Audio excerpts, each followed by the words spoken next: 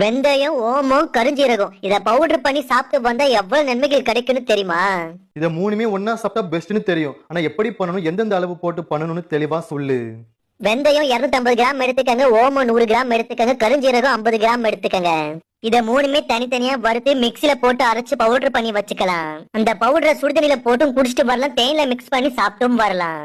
முக்கியமா இது எல்லாருமே ட்ரை பண்ணலாம், உடம்புக்கு ரொம்பவே நல்லது.